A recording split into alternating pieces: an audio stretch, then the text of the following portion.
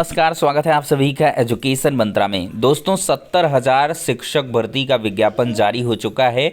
बिहार में एक बड़ी बहार आई है, लेकिन उत्तर प्रदेश के छात्र भी इससे खासे लाभान्वित हो सकते हैं।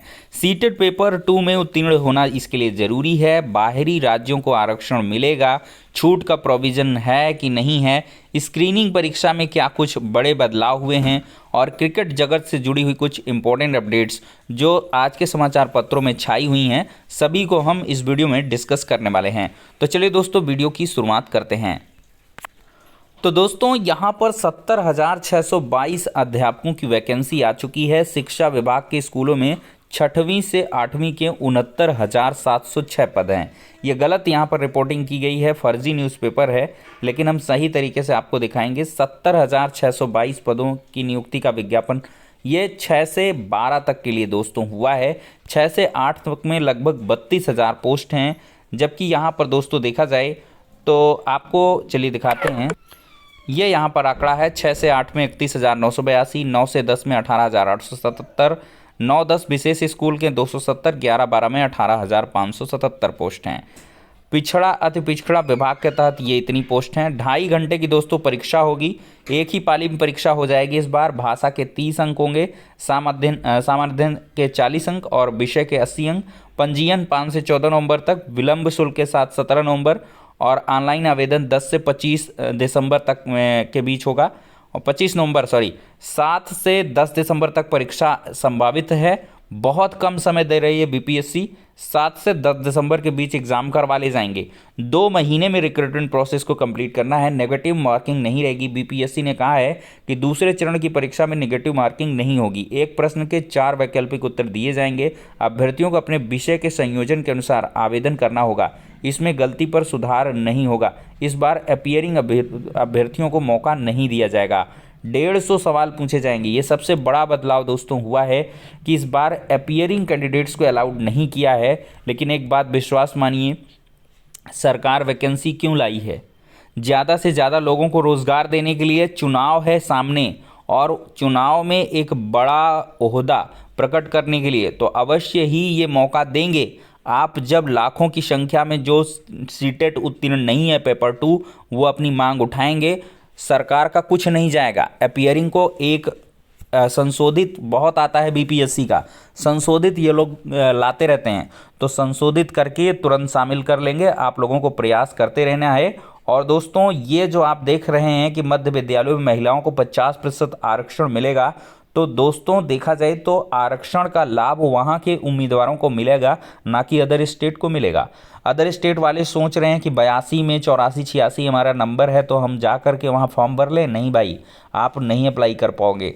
जनरल के तहत ही आपको ट्रीट किया जाएगा और जनरल में 90 मार्क्स आपको चाहिए ही चाहिए सीटेट पेपर 2 में। तो अभी भी आपके पास टाइम है। सीटेट जनवरी 2024 का नोटिफिकेशन आ चुका है। अप्लाई करिए, संघर्ष करिए, बढ़िया से मेहनत करिए और सीटेट पेपर 2 को क्लियर कर लीजिए। और मुझे ऐसा विश्वास है कि कुछ दिनों के बाद लास्ट में ही चाहे बीपीएससी की तरफ से आपको मौका मिलेगा, ठीक है। और बाकी सब्जेक्ट कॉम्बिनेशन का आप लोग हमसे पूछ रहे थे, तो देख लो मेरे भाई, 6 से 8 में गणित और विज्ञान के लिए स्नातक विषय, ग्रेजुएशन में आपका फिजिक्स, केमिस्ट्री, बायो, ये सब्जेक्ट में से कोई 2 सब्जेक्ट अवश्य पढ़ा होना चाहिए। अगर आपका मैथ फिजिक्स है तो अप्लाई कर सकते हो, केमिस्ट्री बायो है तो अप्लाई कर सकते हो, मैथ एंड केमिस्ट्री है तो बायो है, तो ये सब मतलब कोई दिक्कत नहीं है। और दोस्तों 6 से 8 के अगर सामाजिक विज्ञान का आप फॉर्म भर रहे हो तो आपके ग्रेजुएशन में इतिहास, भूगोल, पॉलिटिकल साइंस, दर्शन शास्त्र, अर्थशास्त्र, वाणिज्य, मनोविज्ञान, समाज शास्त्र, गृह विज्ञान में से कोई 2 सब्जेक्ट होना चाहिए, ठीक है। 6 से 8 के लिए लैंग्वेज टीचर के लिए देखिए, स्नातक पर प्रतिष्ठा, ऑनर्स, आनुषंगिक सब्सिडरी विषय के रूप में संबंधित भाषा पढ़ा होना चाहिए, तभी वो कर पाएगा। दोस्तों यहाँ पर बीएड और साथ ही साथ डीएलएड दोनों को मौका दिया गया है 6 to 8 की वैकेंसी में। और यहाँ पर दोस्तों देख सकते हैं सीटेट पेपर 2 या बीटेट आपको पास होना चाहिए। एक बात का आपको ध्यान रखना है दोस्तों, पहले खंड में जो लैंग्वेज वाला सेक्शन है, आपको 30 में से 9 अंक पाना जरूरी है। अगर 9 अंक नहीं पाएंगे तो आपकी कॉपी चेक नहीं होगी, आपका कोई मतलब नहीं रह जाएगा।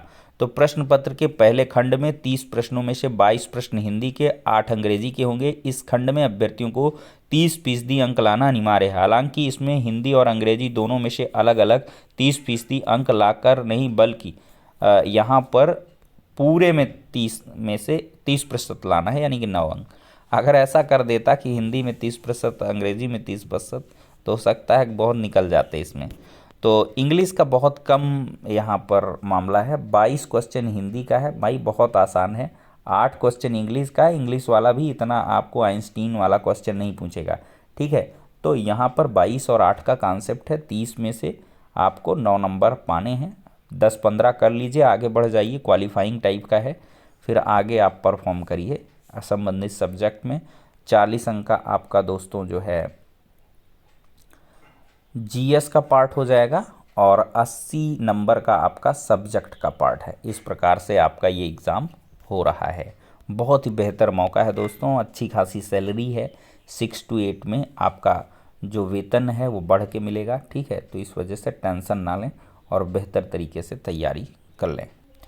दोस्तों एक बहुत बड़ा बदलाव हो चुका है, सीधी भर्तियों में जुड़ेंगे स्क्रीनिंग परीक्षा के भी 75% अंक। तो यूपीपीएससी के ऐतिहासिक निर्णय में असिस्टेंट प्रोफेसर भर्ती भी शामिल।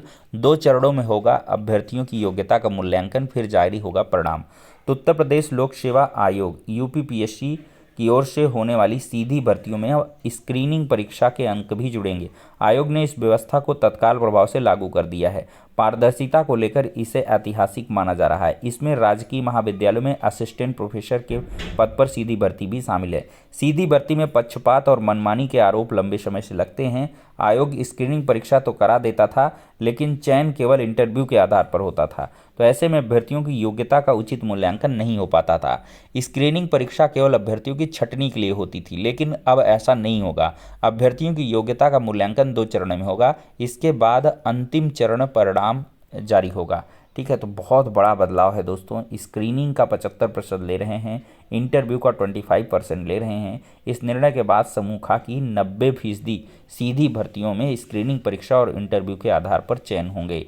समूह ख में विशिष्ट अर्हता वाले कुछ पद और समूह क के पद पर ही केवल इंटरव्यू के आधार पर चयन होगा। तो बहुत बड़ा परिवर्तन है दोस्तों। ईडन गार्डन्स में आज बहुत ही जोरदार टक्कर होने वाली है भारत और दक्षिण अफ्रीका के मध्य।